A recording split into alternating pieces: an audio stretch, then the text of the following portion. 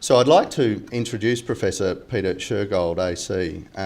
We all know Peter very well, but I do think it is worth recapping his CV in very short terms to remind ourselves of some of the things that he's been involved in. But of course, he began his term as Chancellor of the University of Western Sydney in January 2011.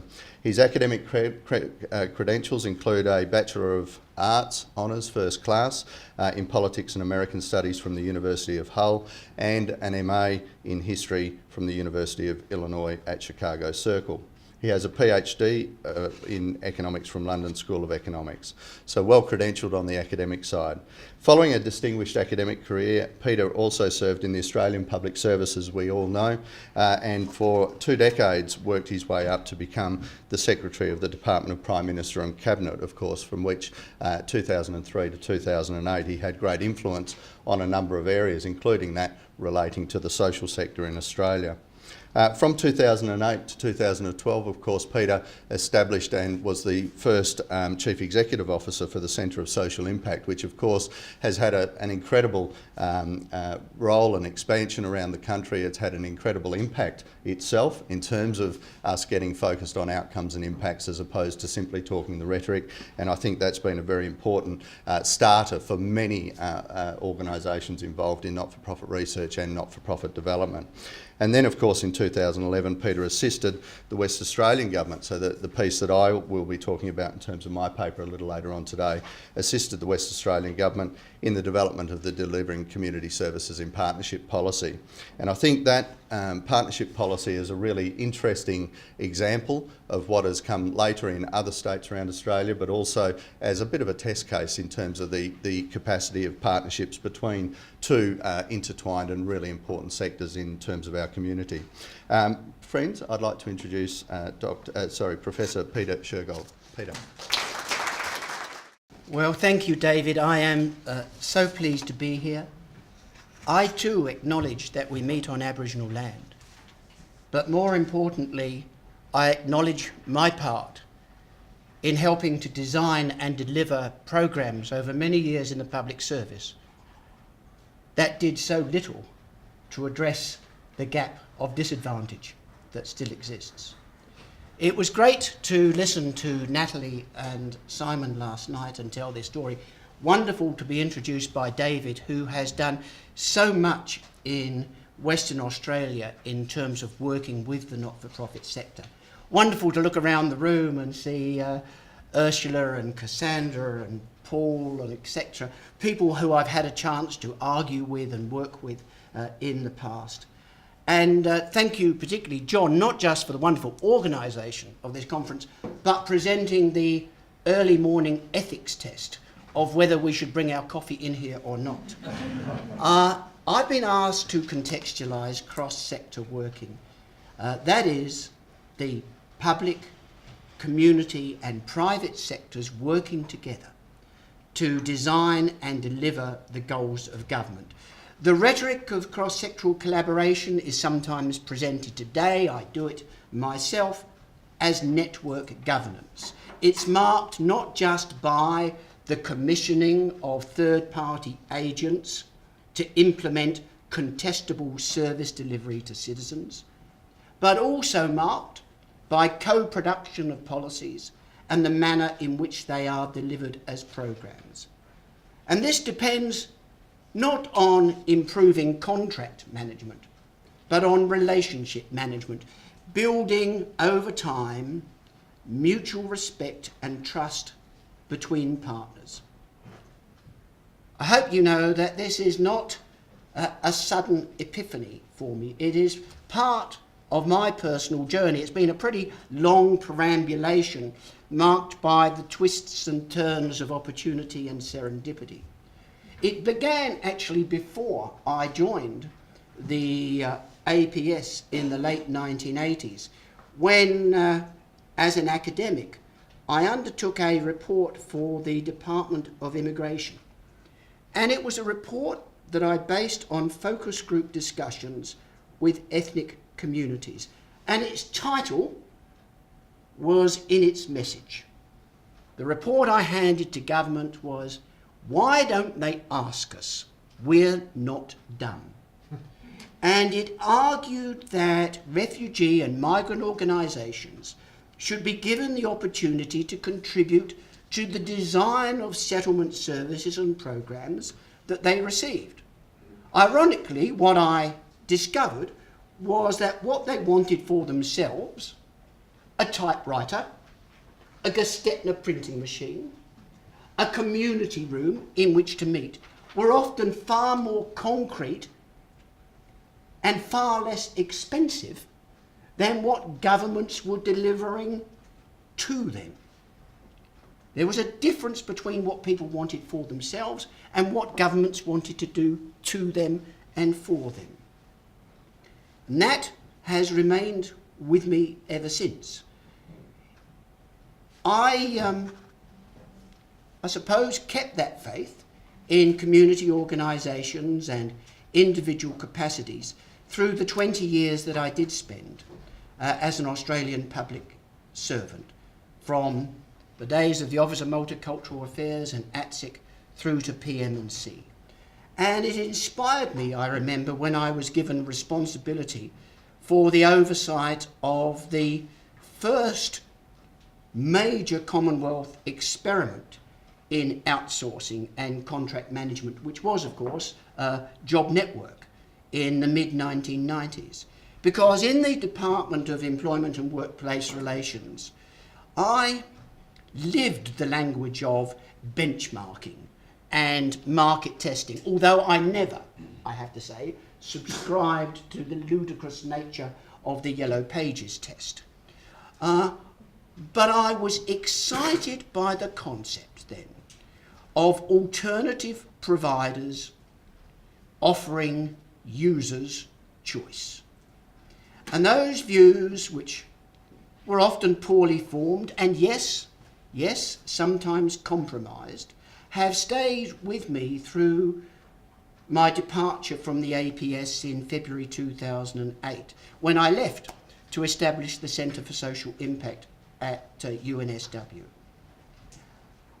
I remember saying, I think Andrew may remember, in my valedictory speech on the departure from the APS, whilst I love the making of public policy, and I believe that the APS contributes mightily to that effort in extraordinarily beneficial ways, I am increasingly persuaded that it is far too important to be left to governments and public services. Progress, it is obvious to me from my last 30 years of working life, has been frustratingly slow and erratic. Why? Partly, as the conference suggests, it's because it is challenging to move beyond the rhetoric. That is, to implement in a sustained way public-private partnerships and cross-sectoral collaboration and consumer-directed care. We all know in this room that too often it depends upon the particular enthusiasm of individuals at particular times to make it happen. But partly I think the failure is because of something far more profound, namely that the rhetoric has been inadequate.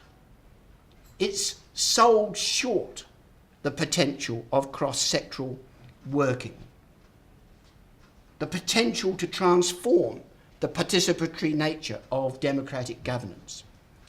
Now, yesterday I handed in a report to government on what the APS should learn from the blunders and the mistakes of the home insulation program. And that report addresses a wide range of issues. It extends from the application of FOI legislation to relations with ministerial advisors. It contemplates what frank and fearless advice means or should mean in 2015. It highlights the inadequacies that persist still in the APS in terms of risk management and project and program management and records management. And most important, it suggests what can be learned what can be learned from the competitive environment in which both the private and the not-for-profit sectors operate. Because let's be clear here, the struggle for the philanthropic dollar is just as intense as the struggle for market share. My review, in its conclusions, is a heartfelt plea for adaptive government, agile and flexible and experimental, driven by trials, subject to errors. And I hope, but who knows, that it will be released and available by government and available for discussion soon. Today, all I can do is grasp at the title, Learning from Failure, and apply it to the important matters that are going to be discussed here today. Cross-sector working, I believe, has been marked by failure. And applying it, by failure. Failure of implementation, but much more important, failure of imagination and failure of nerve. But we can learn the lessons and regroup and re-envision and recommit. Personally, I've made many mistakes walking this path. I've learned, I think, from more recent years, working outside the APS. My journey, I hope, has relevance to our journey that we're taking today and into the future. So let me boldly step into the future and share my concept of cross-sector working. And I'm hoping that you might share my undimmed enthusiasm and identify what public services, what governments will need to do to make it a reality. So here is what I would love to believe democratic governance will look like in the years ahead. In the future, elected governments will continue to set the national interest. They will answer to the electorate at the ballot box for the decisions that they make. Governments will set the policies and they establish the budget parameters. And subject to parliamentary support and judicial interpretation, they will establish the programs and the services and the regulatory framework that gives effect to their decisions. Not much change there. In the future, public servants will continue to serve faithfully successive elected governments. They will continue to provide robust advice on the complex and wicked problems of public policy. But they will confidently eschew, aspiring to have a monopoly in that regard. And they will no longer depend on situational position and authority to command control. Rather, public servants will see themselves as being the facilitators of cross-sector working. Public services in this world will actively involve others in the design of policy and in the legislative and administrative structures which give it effect.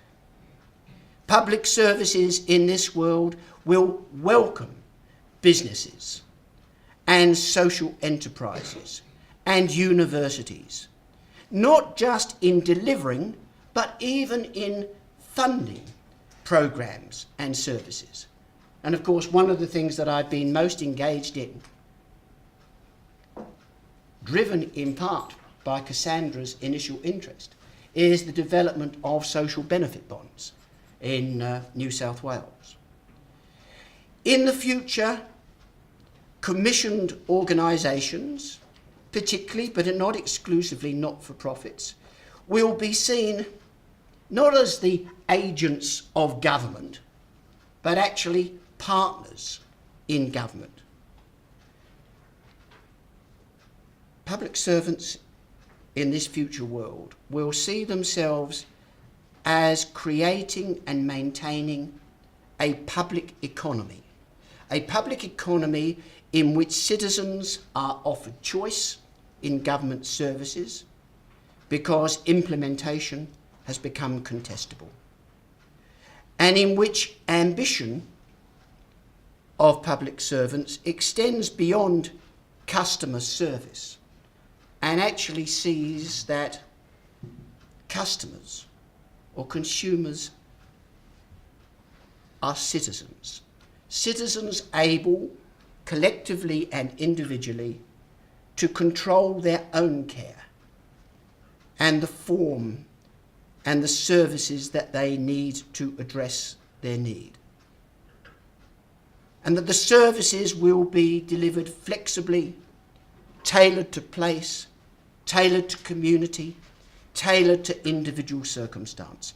In other words, in this world, public services will expedite greater levels of democratic participation in designing and delivering the directions that have been set by the government of the day. And what needs to happen to make that happen? What needs to happen so that these initiatives which are occurring can be extended? The truth is, we know that the future is already with us. It's just not evenly distributed. Everything just about that I find exciting in public administration at the Commonwealth and the state level still sits around the peripheries of public administration, hasn't permeated the core. So that's the future, that's the change that has got, in my view, to take place. And four things are required. Four things in particular are required of public servants. Number one, they need to look outward. By being more open to experience outside the public sector, then public administration itself can become more efficient and, yes, more productive. Now, this is not to deprecate or underestimate the skills that exist in public services at this time. For me, public service was a vocation. People who lead public services have particular skills that they exercise, with which they contribute to the iterative nature of public policy creation. They have particular skills in working with governments to address wicked problems. They have particular skills in working in an environment in which power is far more ambiguous than is usually the case, than in the private or the community sector. They have particular skills in shouldering the burden of public scrutiny and answerability and responsibility and accountability. There are particular skills that public servants need for their vocation. But it isn't sufficient. In my view, it's important to recognise that market competition drives different behaviours, and behaviours from which the public sector can learn. I have been struck over the last few years that bureaucracy in the classic Weberian sense, of course, is not confined to the public sector. It's not a uniquely public phenomenon. I've sat now for 7 years on the board of AMP. AMP is a bureaucracy. It is divided into subsidiaries, and the subsidiaries are divided into business units that are just as strong as the silos that demarcate public service functions. Decisions are predominantly taken in a hierarchical context by committees.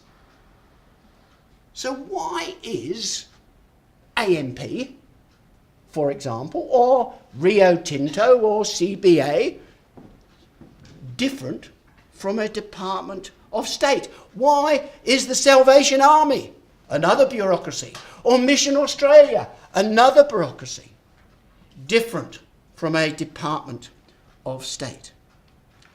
Well, I think that what distinguishes these organisations is that, of course, that they are subject to competition in a way that a Department of State can never be.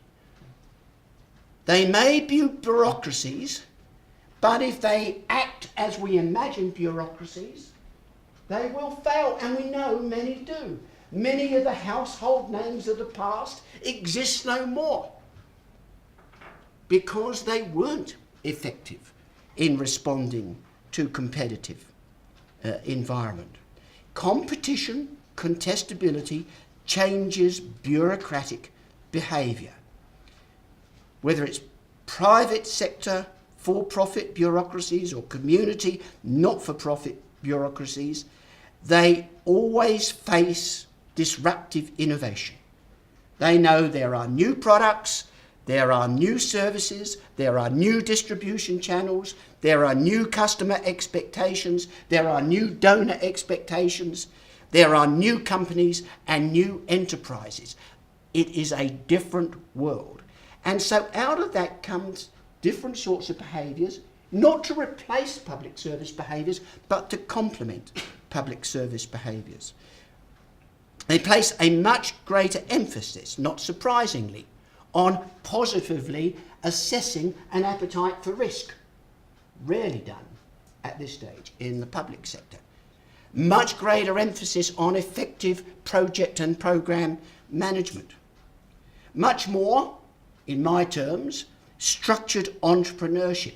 In other words, even though these are large bureaucracies, if you look at Mission Australia or AMP, they tend to be more agile, more flexible, more willing to be experimental, more willing to start new ideas early and then to pilot and demonstrate and evaluate as they go, be willing to fail quickly or to adapt progressively, or if successful, then to scale up what is shown to work. My view is one of the great advantages of cross-sector working is that the public sector, working with the community and the private sector, can learn to be far more adaptive in the way that it approaches the challenges of government. The second thing, apart from looking outward, the second thing I think needs to change is working in partnership. And I think there are two aspects. A, I think that other sectors, and I'm including universities and think tanks and consultancy companies, can contribute to the creation of evidence-based policy. Evidence which allows us to rethink the parameters of government.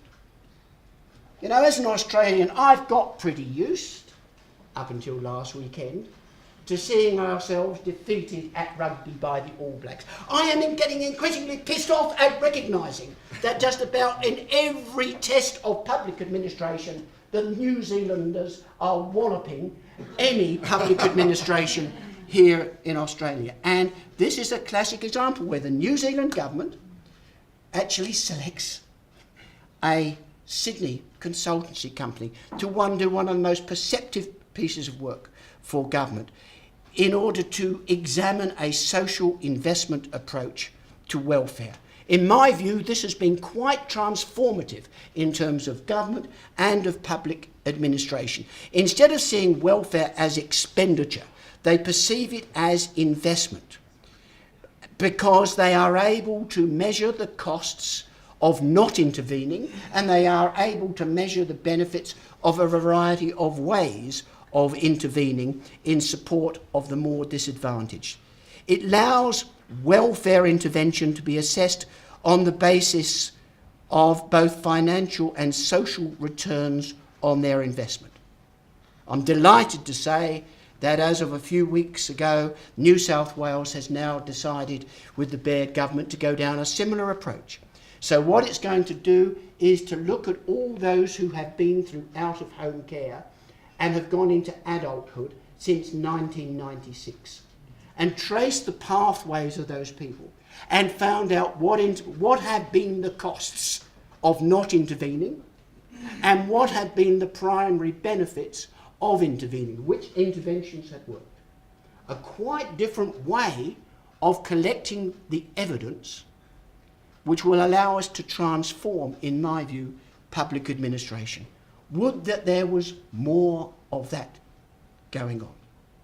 The second part of working in partnership, which I've spoken on many times over the last few years, is that the public and the not-for-profit, and to a lesser extent the private sectors, can work together on how best to design and produce government, how best to implement policy and programs, especially in human services, aged care and disability support and health and education, family and community services, training and so forth.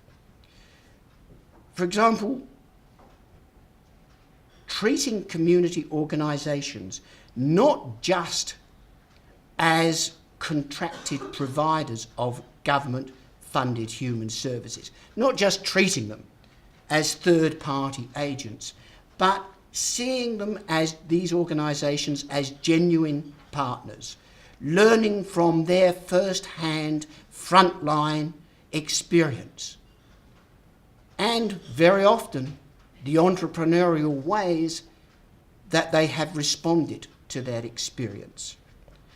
You know, I, as you've heard from David, did have the honour of proposing and then chairing the Partnership Forum in WA as a relatively simple vehicle, but which would bring together the key Director Generals with the key not-for-profit CEOs in WA to discuss the funding and the design and the delivery of human services by the government. I had the pleasure of working in Victoria with community organisations on how to build cross-sector collaboration.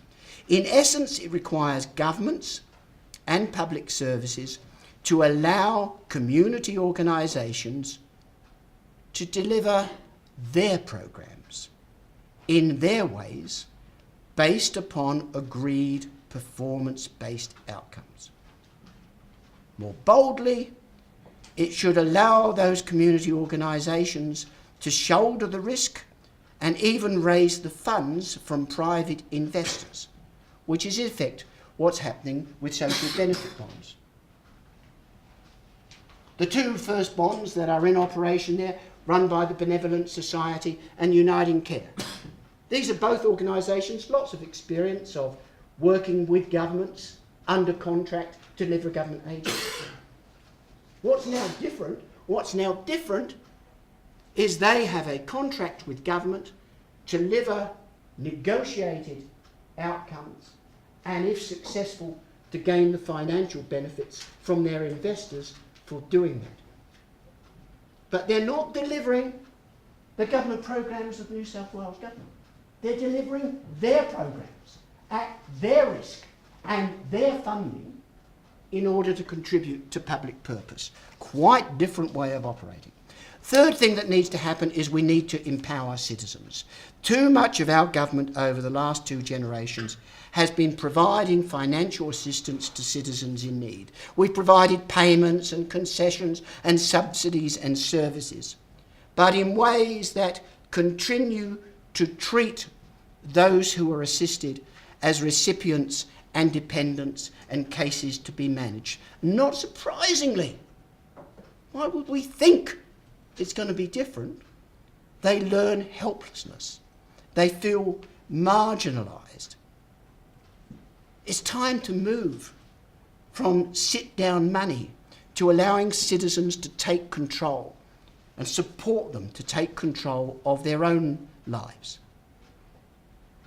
Too much of the emphasis on service improvement has been based, in my view, on seeing citizens as customers. I don't mind embracing the language of customer service if it just means, you know, we aspire to provide the same level of services in the private sector. But if you think about it, it's complete crap. I mean, the people we serve are citizens. Yes, they have rights, but they have responsibilities. They have entitlements. They have obligations. This is a different relationship than a relationship with a customer. And we need to recognise that. And what I'm now excited about is in home care for the aged or disability services, even in WA with mental ill health support, governments and public services are starting to reframe the relationship in terms of what is generally called consumer-directed care. I prefer to think of it as putting citizens in control. And that, of course, was a large part of Natalie's story last night. It's allowing those in need to make their own decisions on the services they need and on the providers they prefer to deliver them. This can be pretty tough for not-for-profit organisations. Get over it. I mean, I don't want to hear the benefits of block funding being argued because it's more convenient to the not-for-profit providers. Let's remind ourselves, what are the not-for-profits providing? They're providing services to those in need. That's what should determine us. I envisage a day in the near future when aged people wanting home care services will not only say, I don't want to get it from provider X, I want to move to provider Y, but will say, I don't want to get my services from this not-for-profit community provider, I prefer to go and get it in the private sector. That's, in a way, the potential, I think, of consumer-directed care. The potential for genuine contestability driven by citizen choice. The concept of public servant, or public service, if not its institutional manifestation, it seems to me in that way, is profoundly persuasive. And that leads me to my fourth and final point. I think the thing that needs to change, along with empowering citizens, working in partnership, looking outward, is extolling public purpose. We all know the declining levels of trust in politicians. Levels of trust in public servants are somewhat higher, but ironically they don't compare with teachers and nurses and police, who of course in large measure are public servants. We all know the dispiritingly low levels of belief, especially amongst younger people, in the value of democracy in Australia. I think far less well known is the evidence that given half a chance, citizens, the public, actually want to contribute to public purpose. Now I know this can sound a bit out there. Some of you may already, and if you don't, go and look at a little site that's run by the National Library of Australia. It's called Trove. You may know that what they've done, they've got large numbers of Australian newspapers online. They've been put online by technological means. Not surprisingly, lots of mistakes creep in. So what they've done, they said, if you're using these newspapers, often as a family historian, if you wouldn't mind, would you like to make corrections? Thousands, tens of thousands of Australians are doing it.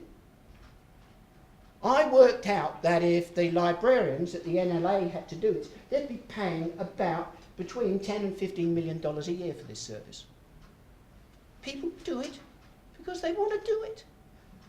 They get no credit. You can be listed. There's a list of honour, but many people don't put their own names on it. You know, they put the name down as Captain Courageous has this month corrected 1,400 lines of text for the National Library. Why are they doing it? Because they actually think public purpose is worthwhile. We just run the 5th GovHack conference, where predominantly but not exclusively young people come together and are given the opportunity to access government data to think, how can they use this in innovative ways? They're not getting any payment for this. Why are they doing it? Because they have this sense that they are contributing to public purpose. This is the brighter side when we see all the declining levels of support for democracy or declining levels of trust in politicians. I think that the new Digital Transformation Office will recognise that here is an opportunity to use the deliberative techniques of digital democracy to engage the public, not just in terms of contributing to public policy debate online, important though that is, but also to engage the public in designing and delivering beneficial public purpose in real time, in a virtual world. Here's a chance to move from cross-sector working to public engagement. And what do these 4 pillars of cross-sector working mean for the structure of public administration? In short, I think it means that public services need to embrace quite new forms of leadership, more demanding forms of leadership, more complex, more sensitive, more subtle forms of leadership. Public servants need to exercise the leadership of facilitation, stewarding scarce public resources for the future, embracing collaboration based on empathic listening and respect and integrity and discussion and negotiation. They've got to be able, as leaders, to stand in the shoes of others. They've got to be willing to accept and manage the risk of experimentation, on which I think adaptive government depends. And governments themselves, well, there's the problem. Because governments have to be willing, I think, both to authorise and encourage public servants to embark on this journey. Governments need to say, as Premier Barry O'Farrell had the courage to say, that public servants need to do things differently. And he understood that if you did things differently, there would be risks. And public servants needed to manage those risks, not to avoid them. I remember the Premier saying to, I think, about 300 public servants at a meeting, and then, of course, it got wide coverage, that on occasion this is going to involve public servants making mistakes and failing. But that he recognised as Premier that that too was part of the journey. Now that's the sort of message, in my view, that Prime Ministers and Premiers have got to be willing to do. And to go back to my genuflection to our colleagues across the Tasman, that is in effect what I think is happening there. Because you've got a Prime Minister and a Deputy Prime Minister who are speaking precisely that language. That assessing risk and managing risk is part of what is necessary to be experimental and adaptive. That, I think, is where cross-sector working can take us.